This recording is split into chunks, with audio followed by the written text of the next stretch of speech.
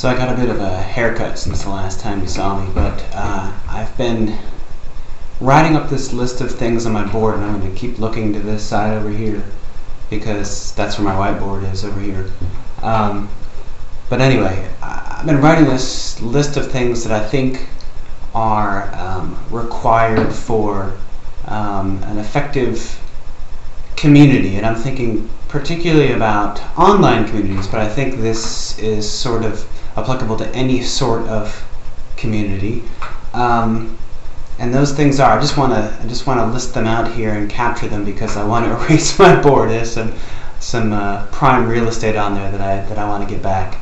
And I could have taken a photograph or written it down in a document or whatever, done a number of things, but I chose to record a video just for the hell of it. Anyway, so those things that I think are key to an effective community are a safe environment. So this is an environment in which, conversation, debate, disagreement, in which all of those things are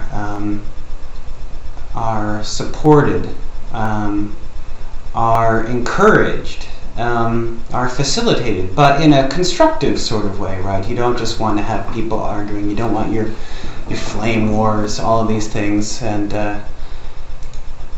sorry, I had to close a window there on my machine. And I guess in some way too, you want an environment physically safe. This is an online community. There isn't much there isn't any physical involvement, honestly, but there could be, I guess, potentially, right? So you don't want stalkers and things, and I don't know if you've got children involved, then it needs to be a safe environment for the children as well.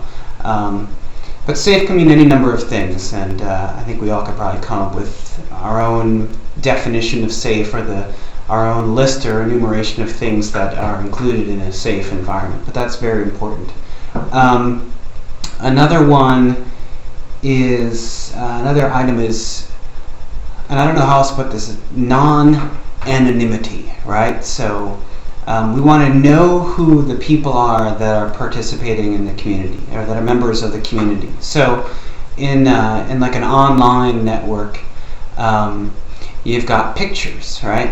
And you've got information about what somebody's interested in. You might have, information about where they went to school, or what their job is, or the title is, what they're generally interested in, all of these sorts of things.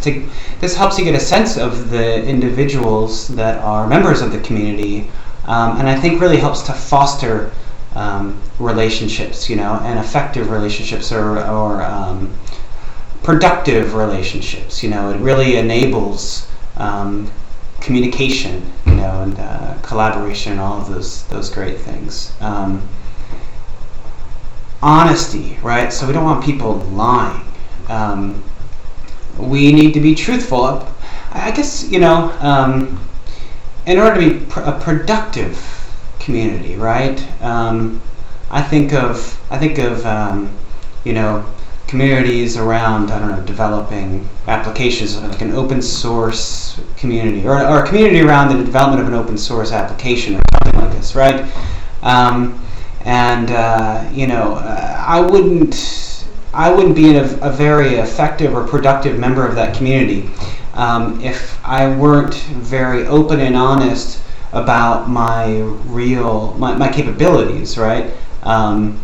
I could say, I could take on this project, or I could take on this segment of the project, or one task or something, because I had the ability to do that, or I had experience doing that, or whatever. But if I weren't being truthful about that, then that would lead to some problems in the development of that application. So to be very honest about my abilities and my desires, my intentions, etc. And honest, I guess, maybe about what I see as my role in that community, and how I think I could best support that community and be a member of that community. Trust. Now, all these things seem to be kind of just related to each other. Trust. So I'm honest about what I can do, but I also need to know that I can trust you, that I can trust other members in the network, in the community, rather, that I can be comfortable knowing that what you're telling me is truthful, or that that you're being honest with me, or that you're really committed to being a productive member of the community. That I can trust that you're being honest. I guess and that trusts, we can trust each other. And I have civility up there too, and civility, I was inspired to write that based on this article I was reading about about this guy at Hopkins. I don't remember his name, but he has some sort of project that sort of focuses on civility. And but I think all of those things I was talking about, or that I mentioned already, are sort of items that would fall under the umbrella of civility, if I remember sort of what he was talking about. So anyway, that's my long-winded enumeration of the things on my board over there that I had written down, that I thought were elements, the necessary elements of an effective, of a productive community.